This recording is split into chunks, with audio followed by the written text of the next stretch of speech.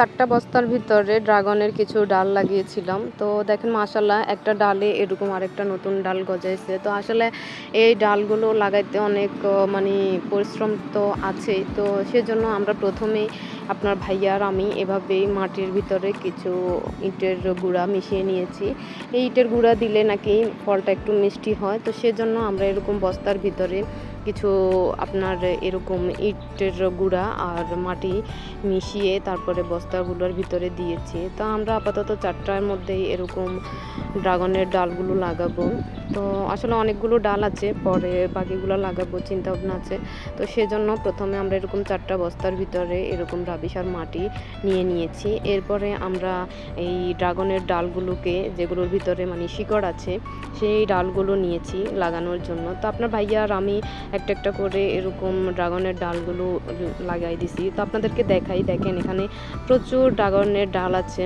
অনেকগুলোর ভিতরে শিকড় আছে, আবার অনেকগুলোর ভিতরে শিকড় নাই। তো ড্রাগনের ডাল আসলে মানে অনেক সময় এগুলো বাঁচেও না। তো যেগুলো শিকড় আছে অবশ্যই সেগুলো হয়তো টিকতে পারে।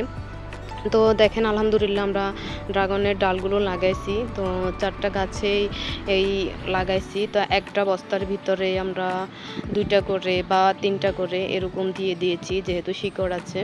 তো এভাবে দেওয়ার পরে এরপরে এটার মাঝখানে একটা লাঠি দিয়েছি, লাঠি দিয়ে এভাবে সুন্দরভাবে বেঁধে দিয়েছি। তো দেখেন অনেক সুন্দর। তো দেখেন অনেক লাগানোর পরে এই যে যা 15-20 দিন পরে এরকম একটা সুন্দর ডাল বের হইছে। তাও আবার একটার ভিতরে বের হইছে, বাকিগুলোর ভিতরে বের হয়নি। তো এইগুলো মূলত আসলে সাদা ড্রাগন।